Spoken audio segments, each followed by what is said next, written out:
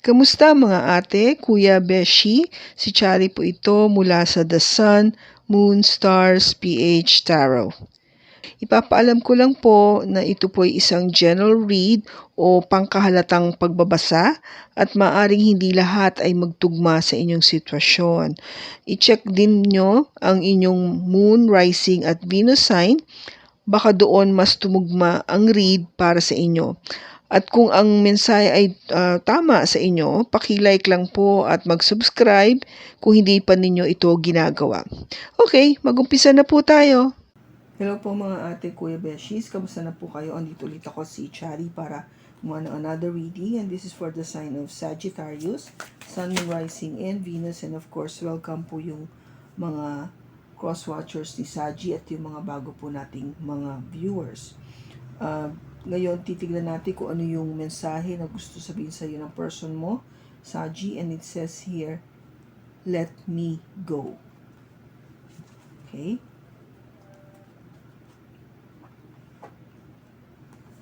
You deserve all the good things in this world, and right now, I am not in a space to give you the type of connection you deserve. Live your life and let me go. Okay? Sana sabi dito na inaamin na niya na hindi siya yung nasa tamang lugar o koneksyon para rito sa relationship na to. And ang tingin niya dapat mas merong panghigit na mas karapat-dapat sa iyong pagmamahal, Saji. Kaya sinasabi niya na, sige na, pakawalan mo na ako. Kasi kung gaba, hindi niya na ibibigay naman talaga yung nararapat para sa iyo. Maybe this person is, has somebody sa kanyang isipan na mas gusto niya. Okay? Kasi normally, pag in love ka, ibibigay mo talaga lahat. But if there is something that is parang in a way blocking that feeling towards you, Saji, then this person might be experiencing that. Maybe there's something to do with a third-party relationship, okay? So, I'm just feeling it right now. And dito, the bottom, it says, finding myself. It was time I went within to find myself again. I need to figure out what I want out of life. I need space. Okay? So, talagang humingi na siya ng espasyo, ng gaba, ng panahon na magkahiwalay kayo. O wala mo ng usap, wala mo ng contact. Time apart. Okay?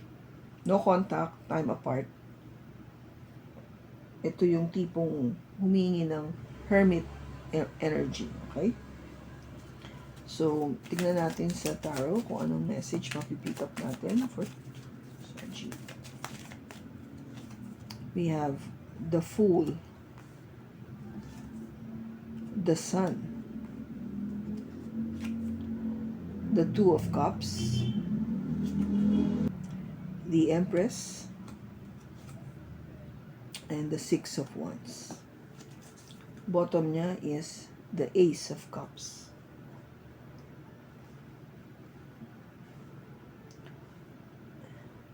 This is quite interesting, Saji, kasi yung cards dito is really saying, let me go.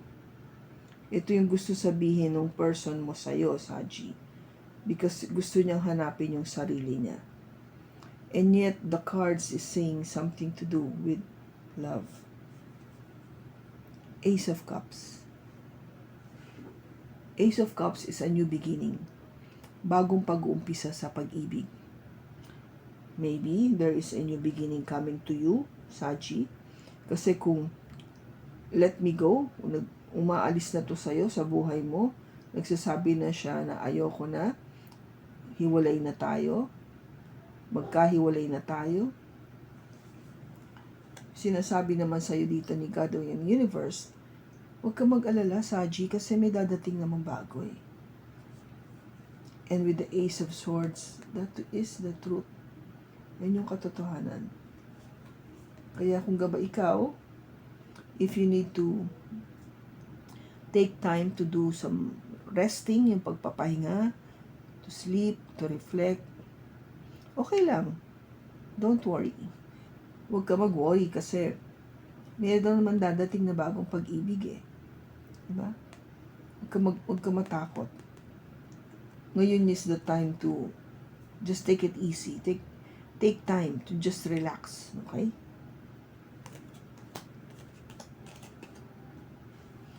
First card mo dito, the Fool. This is an energy coming from an Aries. Just like you, no? A fire sign. The Fool is really taking yung energy na to na taking that risk, no? Nagbabakasakali ito. Gagawin niya lahat ng tingin niya ay mabilisan o puspusan na walang pag-iisip, walang pagpagplano. Bigla na lang siyang tatalon kung gaba, yung tipong walang preparation. Sige na lang ng sige. Ganon yung energy ng the Fool. I will just, take that leap of faith. Sige na. Kung sa tingin ko may mangyayari, then go. I will go. No? Action nito eh. Action agad. Now, yung susunod na card is the Sun. This is also an energy coming from a Leo, which is another fire sign, just like you. No, Saji, magkakasunod, no? Aries, Leo, and you, Sagittarius, are all fire sign. So, yung Sun na to is representing happiness, fulfillment, satisfaction, success, having rebirth, no? Panibagong pag-asa. Kasi there's this child, no, coming na tinataas ng tatay. I think this is a tatay. So, there is a new chance of a new parang forthcoming happiness, di ba? Sa'yo. Taking that leap of faith. I mean, kung talagang titignan mo na nagsasabi na yung person mo, let me go, then fine. Ito yung sagot mo eh, fine. Go. Walis ka. You know why? Kasi alam ko liligaya ako eh. Liligaya pa rin ako. You know why?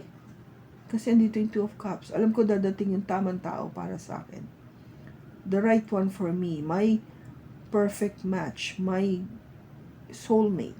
The one that I've been waiting for all my life. Diba kanta yun? So, ito yun. Two of Cups. Yeah, dadating siya. And you know what? Magiging masaya kami. We will be happy. Because love and abundance will be in our relationship. And we will be very successful. Wagi ito, panalo. Kung gaba jackpot. I'm so happy for you, Saji. Kaya huwag ka matakot dito sa ano na to. Let me go, then go. You have that confidence to really stand up and walk again. Kung tipong nabaksak ka dito, nadapa ka dito, you can easily stand up and walk again. So you're given that new love. Okay, but andito yung Fool. We have the jumping card, the Lovers.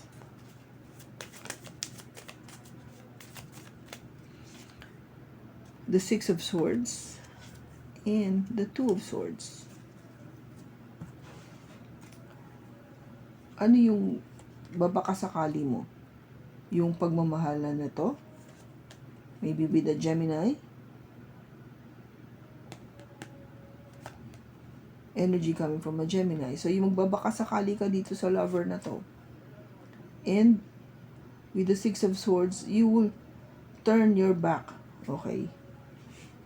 You will, in other words, gusto mong makasama tong person na to somewhere that is peaceful sa pagsasama nyo. Okay? So, and you're still trying to make that decision. Dinidesisyonan mo pa rin ito hanggang ngayon. Okay? So, the Lovers and the Two of Swords is all about decision to be with this person. No? I'm talking about this lover. Yung lover mo. Maybe a Gemini. O may Gemini siya sa kanyang chart. Okay? So, dinidesisyonan mo yan. And you're thinking na mag-take ng risk kaya ako. Parang sige na nga. Dito na lang ako. Bakit andito yung sun? Bakit andito yung sun? Because the Knight of Swords, the Three of Cups, and the King of Swords. Okay, so magiging masaya ka kasi may mangyayaring reconciliation. May mangyayaring pagde-date muli, no? Coming together. It's a celebration, a reconciliation, coming together, a date, no? May mangyayaring mabilis. And that is the truth. Yun yung magiging parang pag-uusapan nyo to eh. Yung pagre-reconcile. Pag-uusapan nyo. And that would bring happiness. Kasi magkakasundo kayo eh. With the sun. This is really coming together and saying, yep, let's be happy. Maging masaya tayo. Okay? Bakit andito yung Two of Cups? Bakit andito yung Two of Cups? We have the Ten of Wands, the High Priestess, and the Queen of Cups.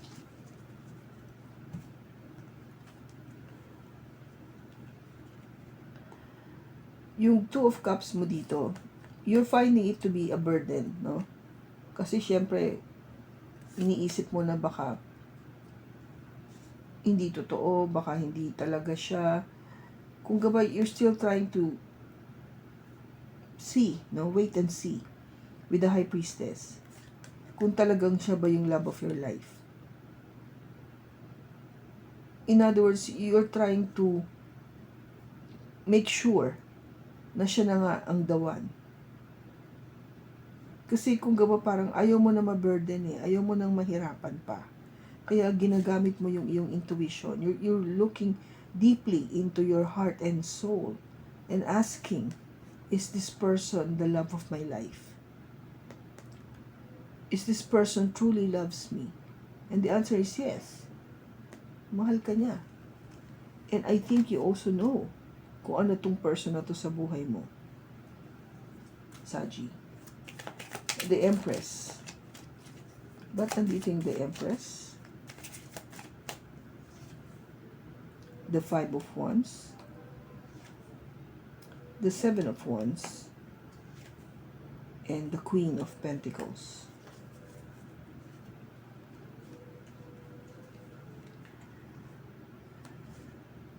Yung relationship will be something that is all about love and abundance. And you know why? Because yung conflict mawawala. Because you are really putting a boundary, no? Aalsin mo yung conflict na yan. Na hindi kayo talagang ano na. Kung gabay, you're protecting this relationship. To make sure na walang mga conflict or disagreement. And instead, maging very stable yung relationship, no, with the Queen of Pentacles. Napaka-stable. Or you feel so secure that you will feel so secure about this relationship. Bakit andito yung Six of Wands?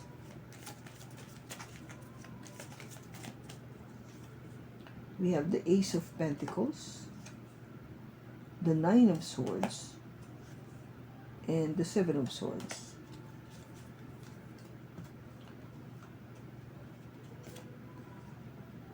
You will be successful dito.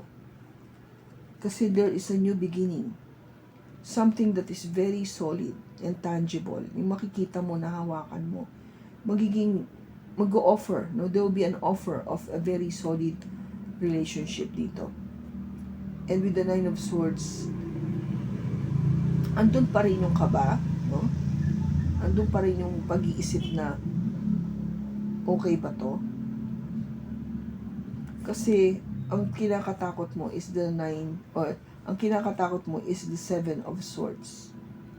Ang kinakatakot mo o yung pinag-iisip mo sa gabi, kung mag-o-offer ka nga dito sa person na to, is baka lukuhin na naman ako. Baka magsinungaling na naman to sa akin. Baka may gawin na naman to na hindi ko gusto. Baka meron tong ginagawang addiction or something that is not good. Meron ba tong nililihim sa akin? May ililihim ba to sa akin? Mga ganun. You have this doubt, okay? This is negative, okay? You wanted to offer a new beginning, but you've been thinking every night, no? Pinag-iisipan mo nga kung itong taong to, may gagawin pa rin pagkakamali sa akin. Or would you be experiencing these things again with this person? Yun yung fear, no? There is this fear.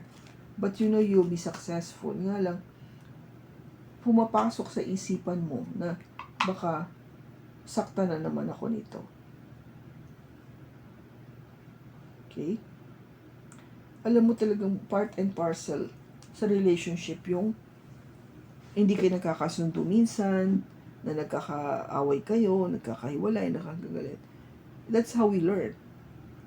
That's how we know that this person is meant to be in our life for us to learn something. Kasi marami namang types ng soulmate. May mga soulmate tayo na dumadating sa buhay natin to teach us just a lesson in life. Meron naman talagang tumatagal because siya na yung the one. No, with the 2 of Cups. Siya na yung the one. And you would know that. Alam mo bakit? Ito nga yung High Priestess, di ba? Your intuition is telling you. Your intuition is telling you that. Kung siya na talaga. This is just really fogging your brain, no? Ginugulo mo lang yung isipan mo dito Yes, oo, naiisip mo yan na baka lokohin ka. But I think you know more or better paano gagawin. Kilalanin mo maigi yung tao, di ba? Know the person very well. Bago ka magtodo-todo. Or you take baby steps with this person. Dahan-dahan. Diba? Kasi, if it's meant to be, it will happen. Yun yung gusto kong sabihin sa'yo, Saji.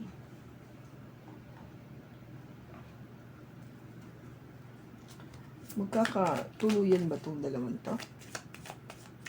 Saji, tsaka itong bagong person niya. Yes, pagtatrabahuhan niyo mabuti. You might be dealing with an earth sign. Pagtatrabahuhan niyo mabuti na mag-work out yung relationship. Magtatagal na ba ito? Ay po siya. Magtatagal. Keep jumping. Magtatagal na ba ito? Yes. 10 of Pentacles. Talagang pangmatagalan siya. Yun na yung the one. Kailan mamimit ni Saji itong person na to? Kailan niya mamimit?